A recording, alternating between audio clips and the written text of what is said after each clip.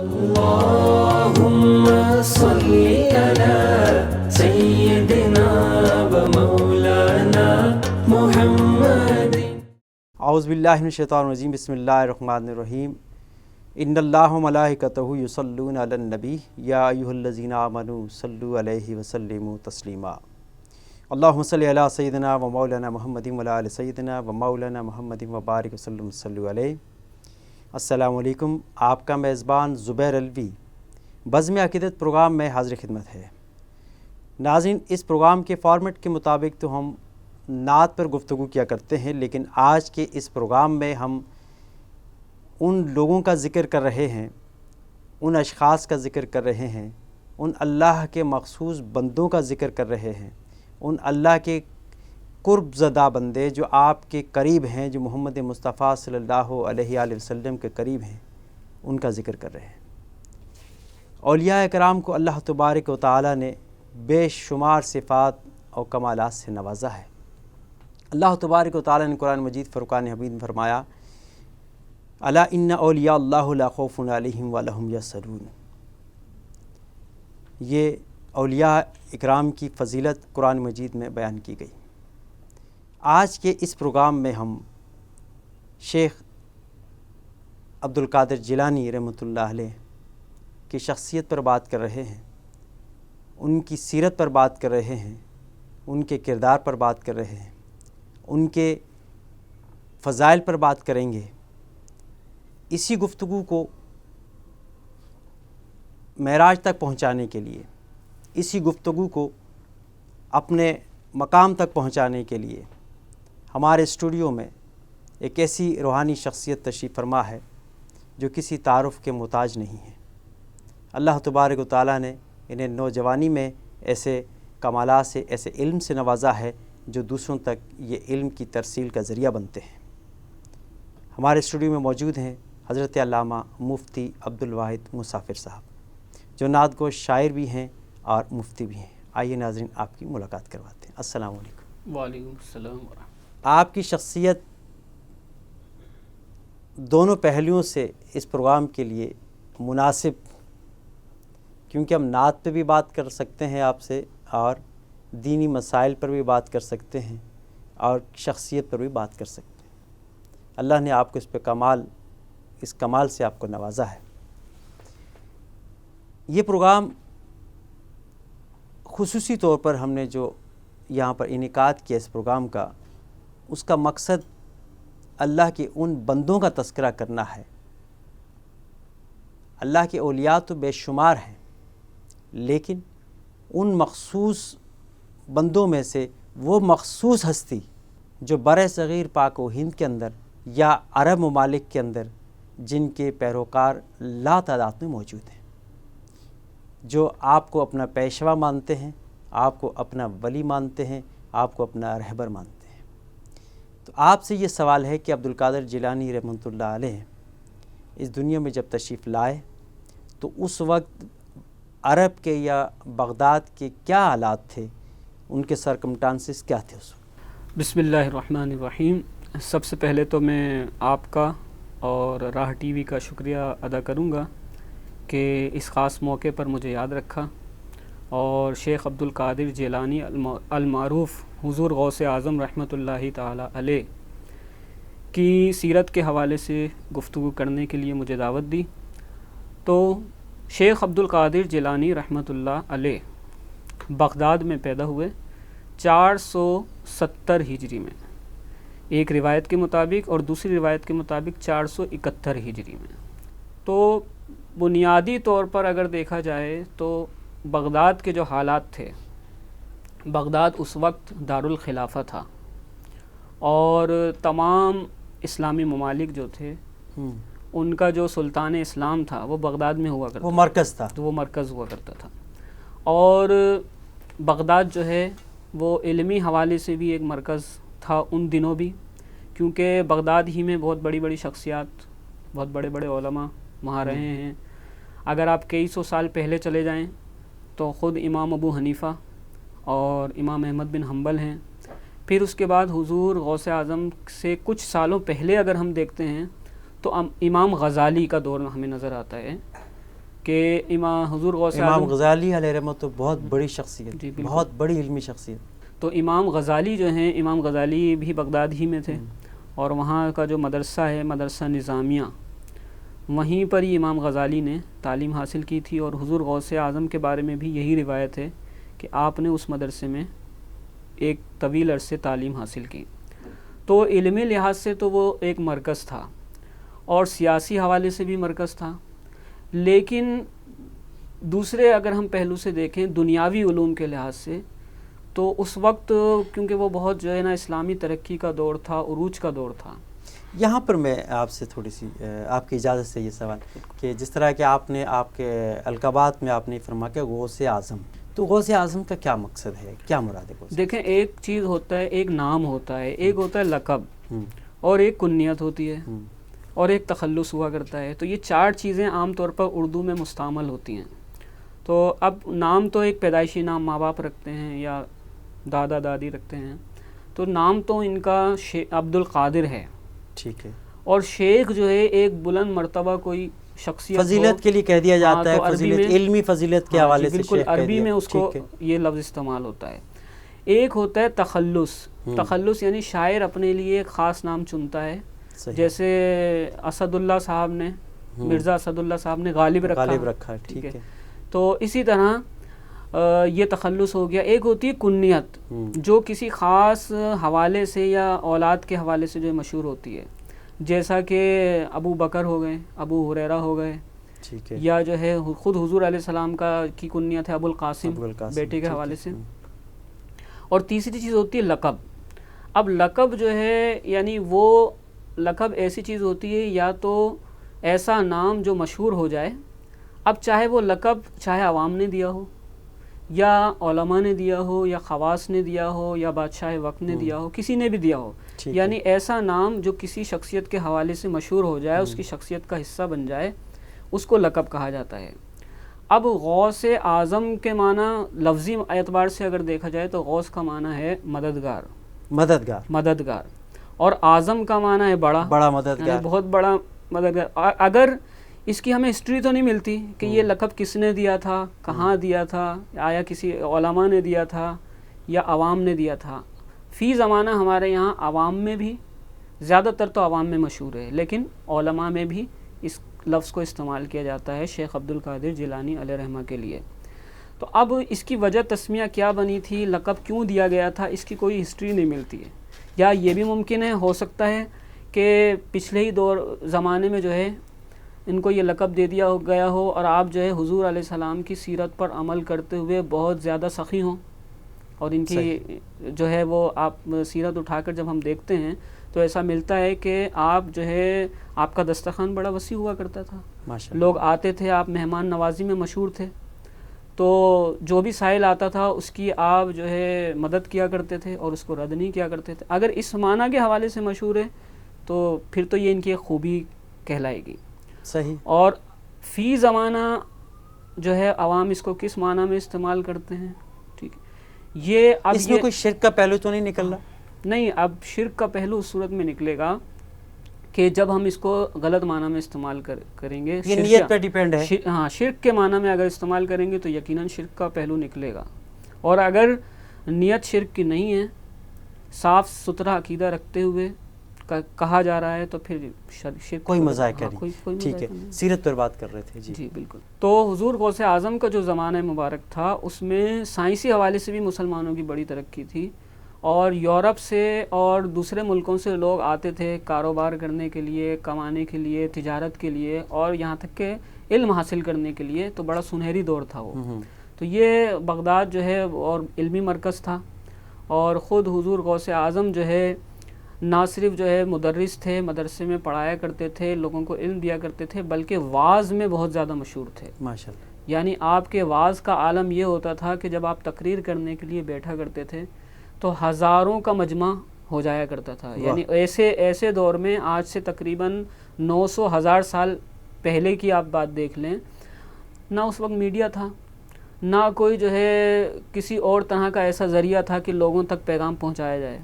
لیکن اس کے باوجود ان کی شہرت اتنی زیادہ ہو گئی تھی آپ کی حیات ہی میں کہ لوگ آپ کا واز سننے کے لیے دور دور سے آتے، آپ سے مسائل پوچھنے کے لیے آتے، آپ سے استفادہ کرنے کے لیے آیا کرتے تھے. یہاں تک کہ بعض روایتوں میں یہاں تک ملتا ہے کہ بعض دفعہ آپ کی مجلس میں 70 ہزار کا مجمع ہو جایا کرتا تھا. سبحان اللہ، ماشاء اللہ. تو یہ آپ کی کرامت ہوئی کہ آپ جو ہے نا بغیر مائک کے، بغیر اسپیکر کے، بغیر کسی ایکو ساؤنڈ سسٹم کے آواز پہنچ رہی ہے عوام تک. ہاں، اب یہ بھی کہہ سکتے ہیں کہ اس کو یہ جو ہے نا یہ کرامت کی ایک صورت بن جائے گی کہ اگر جو ہے یہاں سے آپ تقریر کریں تو 70 ہزار کے مجمع تک آپ نہیں آواز پہنچا سکتے. سبحان اللہ، ماشاء اللہ. تو وہ آواز پہنچ رہی ہے. بہت خوبصورت آپ نے بات کی. شیخ عبدالقادر جیلانی رحمۃ اللہ علیہ کی شخصیت کے بارے میں.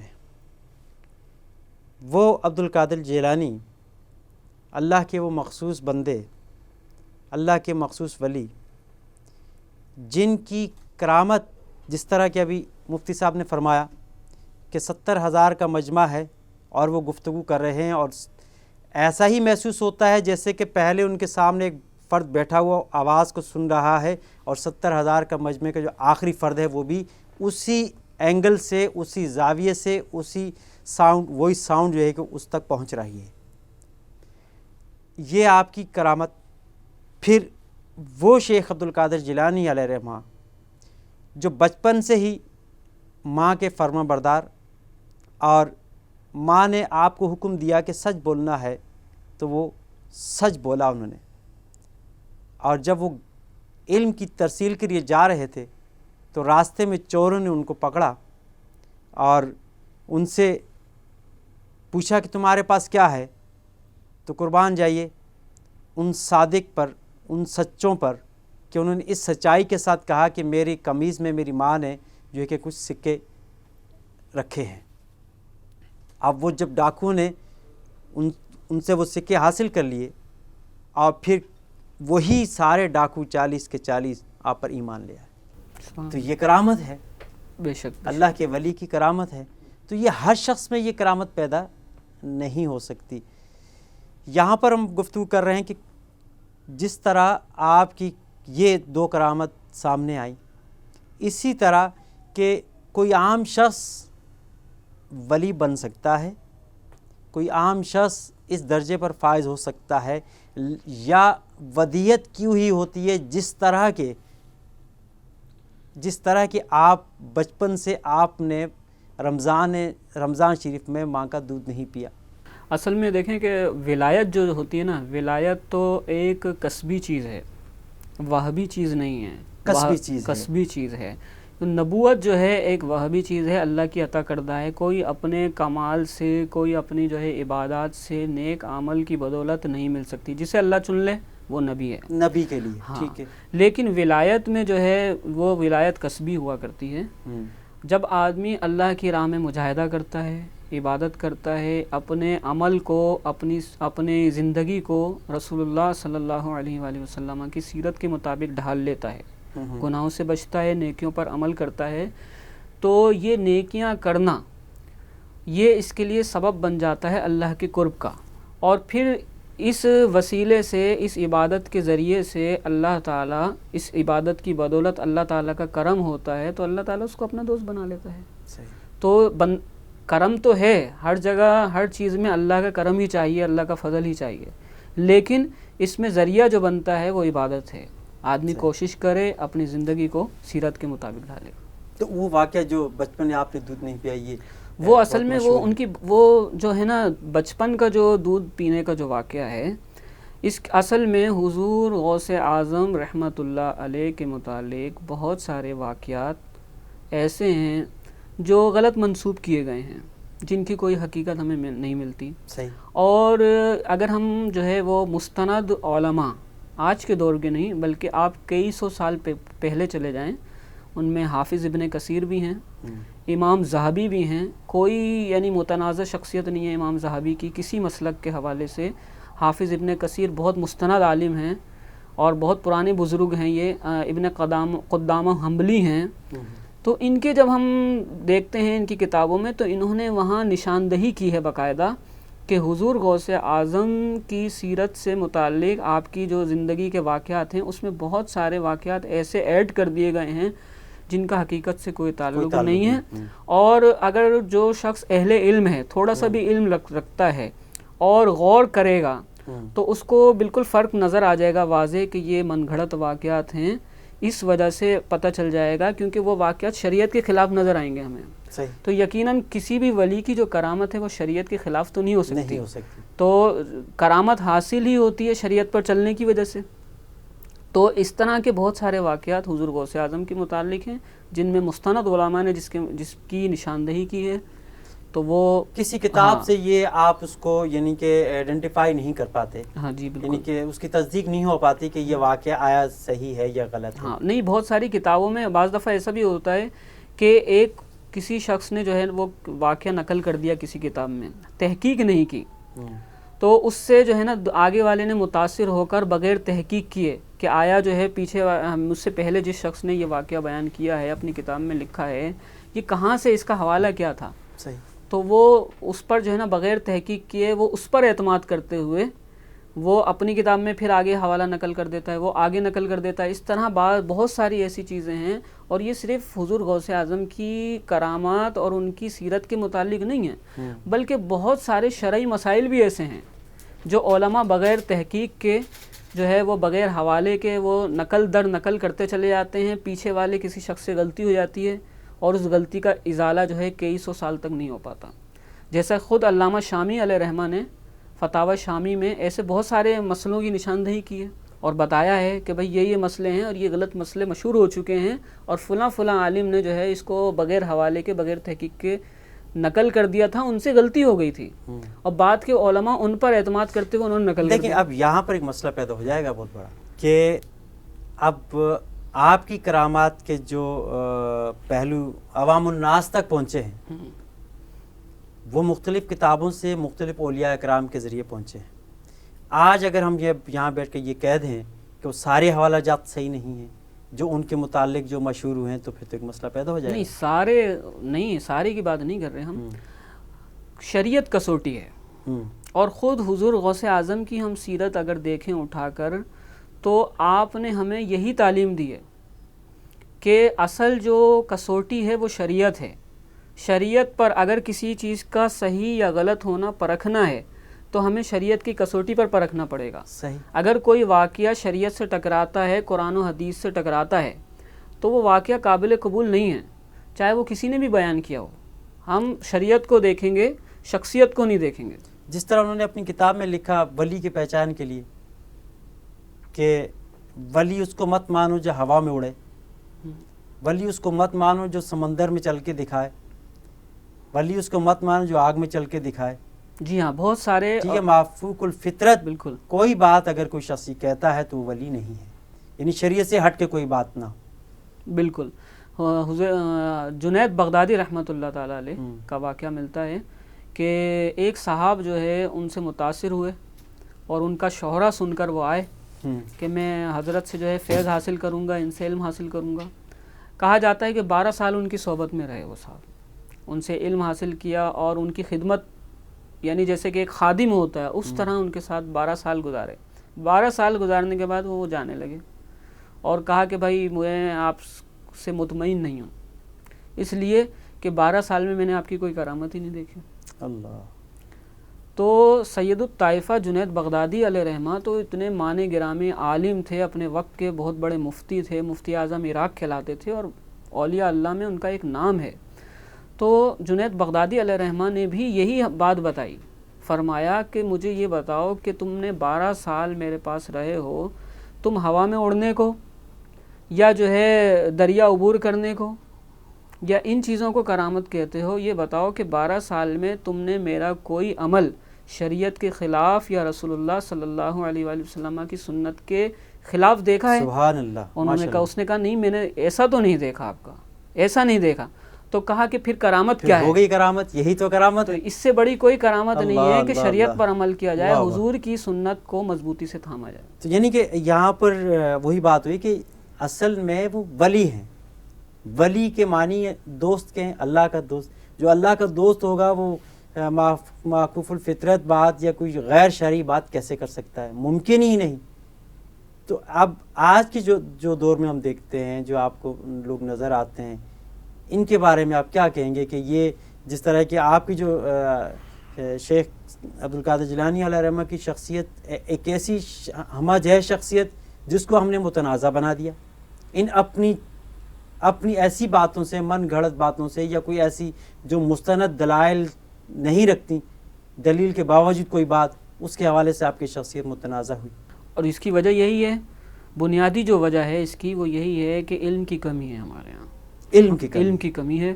ہم جو ہے مطالعہ نہیں کرتے. اصل جو مستند علماء ہیں ان کی کتابوں کا ہم مطالعہ نہیں کرتے. جب تک ہم مطالعہ نہیں کریں گے، اسٹڈی نہیں کریں گے، یہاں تک کہ بدقسمتی سے حال یہ ہے کہ ہمارے یہاں واعظین کی بھی ایک بڑی کثرت ایسی ہے جو علم نہیں رکھتی، جو مجلسوں میں جا کر اور جو ہے کیا کہتے ہیں جلسوں میں جا کر اور محفلوں میں جا کر تقاریر کرتے ہیں، ممبروں پہ بیٹھ کے تقاریر کرتے ہیں اور غلطیاں کرتے ہیں. بعض جو ہے غیر مستند احادیث تک سنا دیتے ہیں، غیر مستند واقعات سنا دیتے ہیں.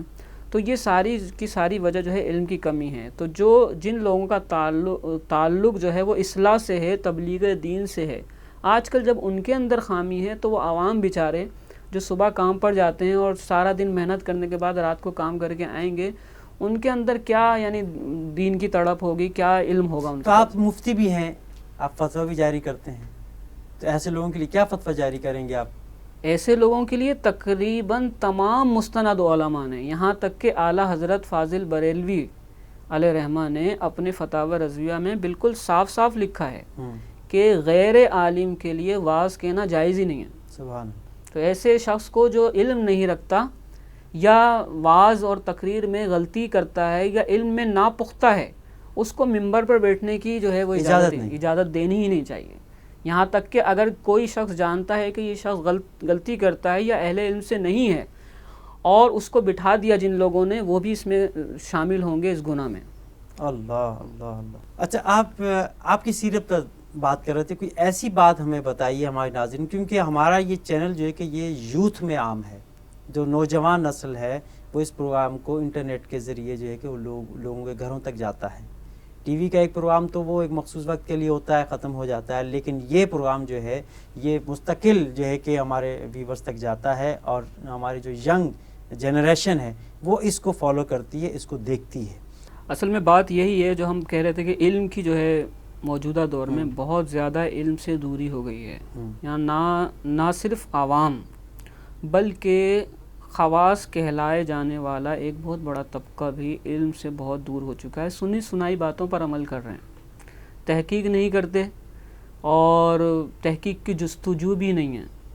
اور اگر کوئی تحقیق کر کے کوئی بات بیان کرے، کوئی حوالہ دے اور کہے کہ بھائی آپ جو ہے اس کی اسٹڈی کریں، آپ کتاب کا مطالعہ کریں، تو اس کو قبول کرنے کے بجائے یعنی اس ایک لڑائی جھگڑے کا اور جو ہے وہ اس دوسرے کی بات کو رد کرنے کا سلسلہ ایک شروع ہو جاتا ہے. اور یعنی اصل جو مقصد تھا یعنی اصلاح کا پہلو وہ تو ایک سائیڈ میں چلا جاتا ہے اور لڑائیاں شروع ہو جاتی ہیں، آپس میں جو ہے گروہ بن جاتے ہیں، تفرقہ بازی شروع ہو جاتی ہے. تو کوئی بھی شخص اگر بات کرتا ہے اور اصلاح کی بات کرتا ہے یا کسی بھی حوالے سے بات کرتا ہے تو ہمارے اندر سب سے پہلی چیز ایز اے مسلمان یہ ہونی چاہیے کہ ہم تحمل سے اس کی بات سنیں. صحیح. ایک کوئی بھی بات چاہے وہ ہمیں سامنے والے کی غلط لگ رہی ہو، ہمیں آپے سے باہر نہیں ہونا اور لڑائی جھگڑے کی فضا نہیں پیدا کرنی. اسی سے جو ہے تفرقہ بازی ہوتی ہے، لڑائی جھگڑا ہوتا ہے، اور جب لڑائی جھگڑا یہ بڑھتا ہے تو پھر ایک دوسرے کا جو ہے وہ خون ہوتا ہے، قتل و غارت گری ہوتی ہے. تو بنیادی چیز تو یہ ہے کہ ہم تحمل کا مظاہرہ کریں سامنے والے. یعنی آپ نے صبر کا درس دیا، ہاں، لوگوں کو قریب لے کے آئے، دور نہیں کیا. جی بالکل. اللہ کی محبت لوگوں کے دلوں میں اجاگر کی، اللہ کی محبت لوگوں کے دلوں میں پیدا کی، اور کس چیز سے؟ اپنی عبادت اور ریاضت سے کی. بالکل. اللہ کے قریب جب ہو گئے، اللہ کا قرب جب حاصل کر لیا انہوں نے، جب اس منزل پر پہنچ گئے کہ لوگ ان سے فیض حاصل کرنا شروع ہوئے، ان کی گفتگو سے، ان کے علم سے، ان کے عمل سے لوگوں نے فیض اٹھایا. بالکل. اور دوسری بات یہ ہے کہ جہاں ہم یہ کہہ رہے ہیں کہ بہت ساری غلط باتیں حضور غوث اعظم کی طرف منسوب کی گئی ہیں، تو ان کی اگر ہم ان باتوں کو نہیں مانیں گے تو ان کرامتوں کے نہ ماننے سے، ان غیر شرعی باتوں کے نہ ماننے سے ہرگز شیخ عبد القادر جیلانی علیہ رحمہ کی شخصیت ڈی گریڈ نہیں ہوتی۔ ان کی شخصیت تو ایک جو ہے وہ اتنی بڑی شخصیت ہے، اتنی بھرپور شخصیت ہے کہ ان کی سیرت میں ہمیں اتنی ساری چیزیں مل جائیں گی کہ اگر یہ غلط چیزیں نکال دیں تو پھر بھی ایک جو ہے انبار ہے، سبحان اور اللہ، اس میں جو علم کا اور اصلاح کا ایک بہت زیادہ پہلو ہمیں ملے گا اگر ہم اس پر واقعی میں جو حضور غوث اعظم کی سیرت ہے حقیقت میں اس پر اگر ہم عمل کر لیں۔ خود حضور غوث اعظم نے ہمیں جو ہے پیغام دیا شریعت کو مضبوطی سے تھامنے کا۔ اس کا ایک واقعہ میں آپ کو، اور یہ وہ واقعہ ہے کہ اس واقعے میں کسی کا اختلاف نہیں ہے، مستند ترین واقعہ ہے۔ وہ واقعہ کیا ہے کہ حضور غوث اعظم جو ہے وہ کہیں تشریف لے جا رہے تھے تو اچانک آپ نے دیکھا کہ ایک بادل کا ٹکڑا آیا، اللہ، بادل کا ٹکڑا آیا اور اس کی ایک رنگ برنگی صورت بن گئی، اور اس بادل کے ٹکڑے میں سے آواز آئی کہ اے عبد القادر، میں تمہارا خدا ہوں، اللہ، اور میں تمہاری ریاضت اور عبادات سے اتنا خوش ہوا ہوں کہ میں نے تم پر جو حرام چیزیں تھیں وہ حلال کر دیں، اللہ، اللہ، اور اب تمہیں کوئی جو ہے چھوٹ روک ٹوک نہیں ہے، تم جو چیز چاہے استعمال کرو، تم پر حرام بھی حلال ہو چکا ہے۔ اللہ، شیخ نے جب یہ دیکھا، حضور غوث اعظم نے جب یہ دیکھا تو آپ سمجھ گئے شیطان ہے۔